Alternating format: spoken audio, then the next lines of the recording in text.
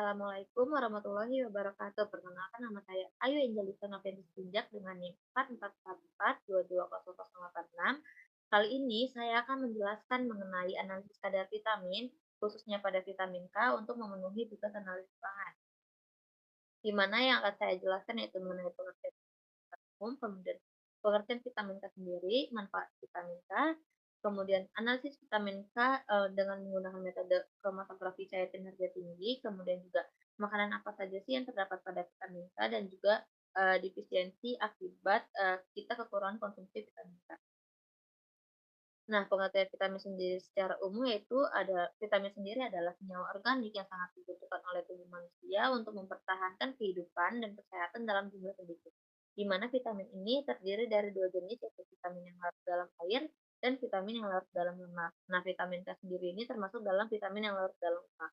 Nah, vitamin yang larut dalam lemak itu biasanya adalah vitamin A, vitamin D, vitamin E, dan vitamin K. Nah, vitamin K sendiri merupakan vitamin yang larut dalam lemak yang memiliki peranan penting dalam mengaktifkan zat-zat yang berperan dalam pembekuan darah. Di antaranya zat yang dikenal sebagai protombin dan faktor-faktor pembekuan. Nah, vitamin K juga merupakan senyawa quinon yang terdiri dari tiga jenis yaitu K1, K2, dan K3, di mana K1 terdiri dari tumbuh-tumbuhan, K2 dari daging dan ikan, dan K3 berasal dari bakteri. Vitamin K juga berfungsi untuk membantu proses pembekuan darah, dan vitamin K juga membantu mengubah protombin menjadi trombin, yaitu protein yang berperan dalam proses pembekuan darah. Nah, vitamin K juga berperan dalam pembentukan protein di dalam tulang dan ginjal sehingga mempengaruhi jumlah kalsium yang diserap tubuh. Pada ginjal sendiri, vitamin K ini berperan dalam proses pembentukan protein yang memiliki peran vital dalam menjaga fungsi ginjal serta mencegah terbentuknya batu ginjal. Kemudian vitamin K juga berguna untuk mencegah terjadinya pengerasan pada pembuluh darah arteri yang menjadi salah satu penyebab utama penyakit jantung. Sama seperti vitamin lainnya, kebutuhan vitamin K harian pada tiap orang itu juga berbeda-beda tergantung pada usia dan faktor resikonya. Di mana kebutuhan vitamin K harian pada orang dewasa yaitu sekitar 55 sampai 65 mikrogram tiap harinya. Kemudian kebutuhan vitamin K harian pada remaja berusia 10 sampai 15 tahun yaitu sekitar 35 sampai 55 mikrogram per hari, dan kebutuhan vitamin K harian pada bayi dan anak-anak yaitu sekitar 5 sampai 20 mikrogram per hari. Apa saja sih manfaat vitamin K? Yaitu adalah untuk meningkatkan kesehatan tulang dan mengobati osteoporosis, mencegah penyakit jantung, melawan kondisi autoimun, meningkatkan respirasi, meningkatkan kekuatan gigi dan proses pembekuan darah. Kemudian ini merupakan gambar struktur vitamin K sendiri.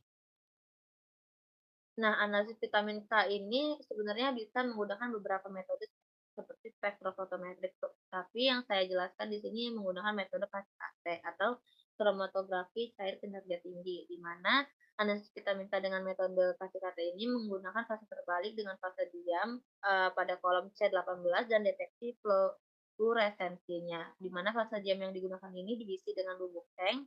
Sedangkan pada fase geraknya, menggunakan pelarut metanol dan diklorometana yang mengandung sat klorida, natrium asetat, dan asam asetat.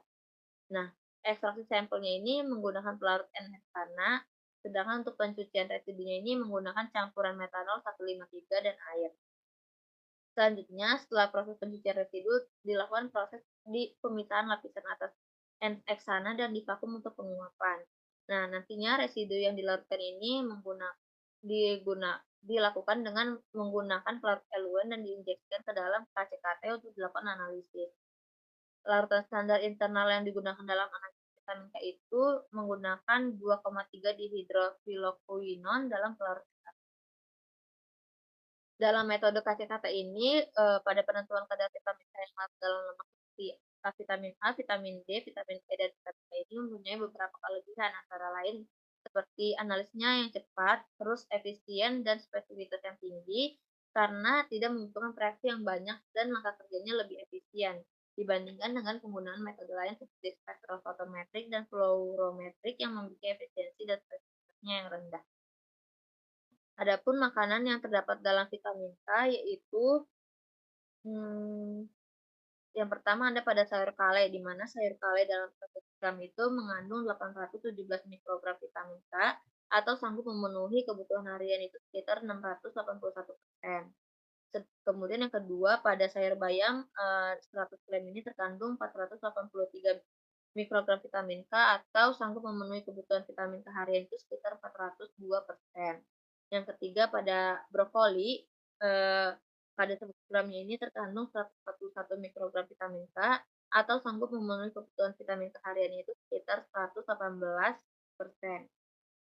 Kemudian pada hati sapi, dalam satu slice daging sapi ini biasanya terkandung kurang lebih 72 mikrogram vitamin K atau, cukup memenuhi kebutuhan hariannya itu sekitar 60%. Tapi pada 100 gram hati sapinya sendiri itu terkandung 106 mikrogram yang merupakan 88% jumlah kebutuhan harian vitamin K. Nah, yang kelima pada daging ayam.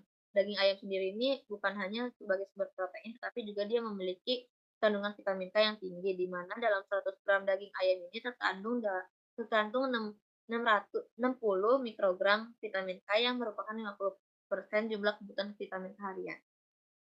Kemudian yang keenam itu ada, kacang hijau di mana terkandung sekitar 48 mikrogram vitamin K yang merupakan 40% jumlah kebutuhan vitamin K harian. Kemudian yang ketujuh ada kiwi di mana dalam satu buah kiwi ini terkandung 28 mikrogram vitamin K yang merupakan 23% jumlah kebutuhan vitamin K harian. Dan pada alpukat, di setengah buah alpukat atau setara dengan 100 gram alpukat ini terkandung 21 mikrogram vitamin K yang merupakan 18% jumlah kebutuhan vitamin K harian. Kemudian pada satu satu sendok minyak kedelai ini sanggup mencukupi kebutuhan vitamin K harian hingga 21% atau sama dengan setara pada 25 mikrogram, vitamin K. Yang terakhir, makanan yang terdapat vitamin K ini salah satunya yaitu keju, di mana, keju ini dalam 100 gramnya ini mengandung 59 sampai 87 mikrogram vitamin K atau, sama dengan setara 49 sampai 87% kebutuhan vitamin K harian.